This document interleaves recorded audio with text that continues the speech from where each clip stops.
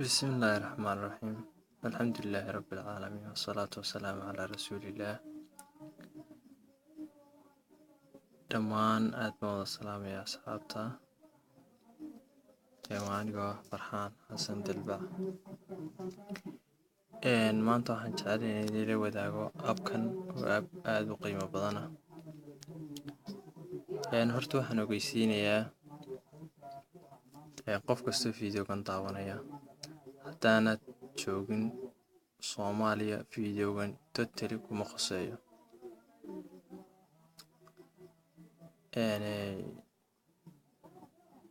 inta badan koley kuma qusaynayo meelaha qaar waa dhici karaysaa laakiin inta badan wuxuu hadda waqtigan taagan aan duubayo waa aad muhiimadiisu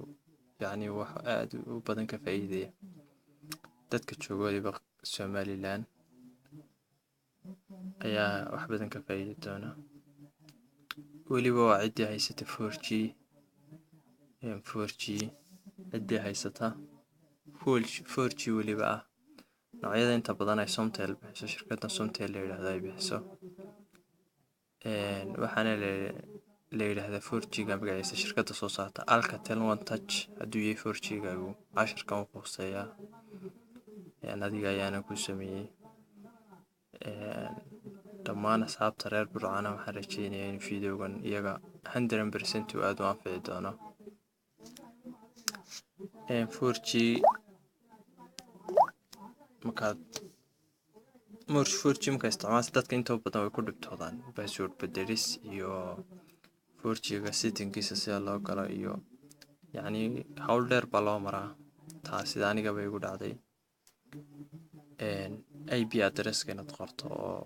aad Google Chrome iyo meelaha ka gasho internetka ay noqonaysaa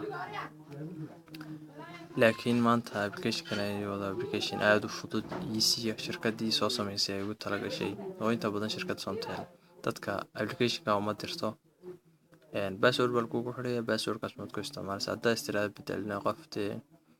xooga cilmi IT ga u leh uu isagu ismaareyn karaya inkastoo easy ay yahay application kanu application ka magaciisa waxa la yiraahdaa Linky app kan u sareeya Alcatel One Touch Linky app baa la yiraahdaa application kan dad magaciisa ku qorto Google Play Store Linky app search tirado wuxuu sareeyaa waa ka u sareeya Wi-Fi One Touch ay ku taalo Alcatel One Touch ku dhufo application ka soo install garee anigu soo install garee already waan ku isticmaalaa open the application ka Alcatel One Touch Linky app sano kale application kugu soo furmi doona wada aragtaan internetka isticmaalaya oo Somtel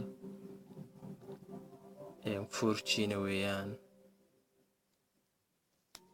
xaggan hoose haddaad eegto xagga ugu hooseysa home baan hadda taagani meel kale waxaa jirta usage oo meesha laga control weeyaan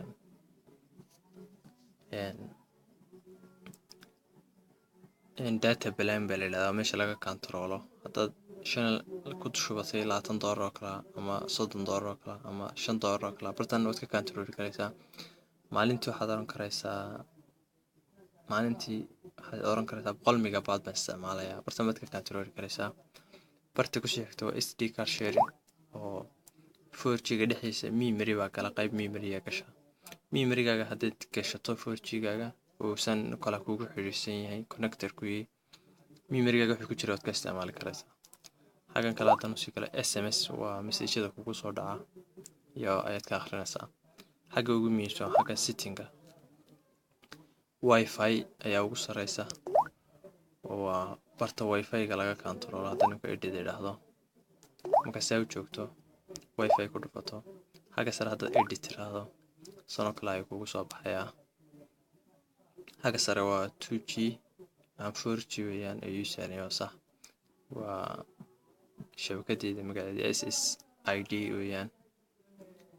SSD broadcasting weeyaan waa baahinta xagga haddaad office ka tiraahdo cid uu Wi-Fi gaaga u soo qabanaya male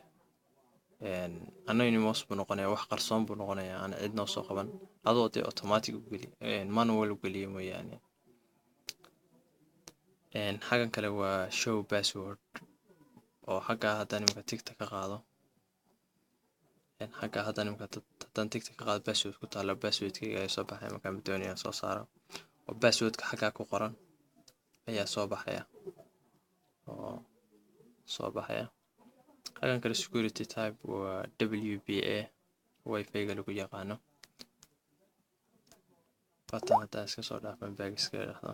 waayo ma doonayo inaan wax bedbedelo 4G-ga account haddaan idhaahdo application marka saa soo furto wuxuu ku weydiin doonaa passwordka waxaad ka dhigaysaa admin baad gelinaysaa uu kugu furmayaa default passwordka ka admin weyn passwordka originalka 4G kaste waa admin waad ku geli karaysaa laakiin bartan waad ka bedeli karaysaa bartan haddaad change password tiraahdo all password baad gelinaysaa new password iyo confirm password oo qofku inuu admin ku soo galo aad ka xidhi karaysaa network xagga ugu muhiimsan xagga network waa meesha ugu muhiimsan inta badan shirkadda wareerisay oo waayo mararka qaar 4G-ga oo laba lambar oo waxaa jira powerka iyo lambarka kale WBS-ka marka qaar gacanta iskaga kala dhacdo isma saxaya deetana wuxuu isku celinayaa 2G isku automatic buu iska dhigay xagga manual 4G ka ahaa automatic buu iska dhigay 2G 3G marba wuxuu doono ku saarayaa marka waxaad dareemaysaa 4G-gaaga iyo culays badan oo ka muuqdo marka shirkadda dadku la tagaa inta badan loo soo hagaajiyo laakiin bartan waad ka control karaysaa dad network tiraada mechanical 4G wuu saaray network mode network selection waa manual baan ka dhigay automatic ma rabo waayo in iska kala bedelo 4G inuu ugu taagnaadana waa profile management ina somtel xaggan hoose iyadoo device oo system information iyo waxyaaba kale weeyaan xagga ugu muhiimsan xaggana haddaan isdul taago waa labada button ee ugu hooseeya oo restart oo 4G-ga isagoo bartaaga yeela ayaad restart ku samayn karaysaa hadduu cuslaado ama aduu baahato power off waad ku samayn karaysaa isna sidoo kale labada option aad isku dhufto power off haddaad tiraahdo automatic off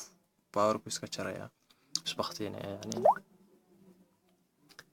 yani about xaggana wuxuu ka hadlayaa official website iyo waxyaaba noocaasa marka waxaan rajeynayaa inta aynu insha allah aan kusoo ekeeyo applicationkan aad buu runtii u anfacayaa asxaabtida reer burco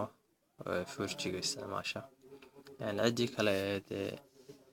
ee 4G isticmaasha alcatel one touch uu isticmaalo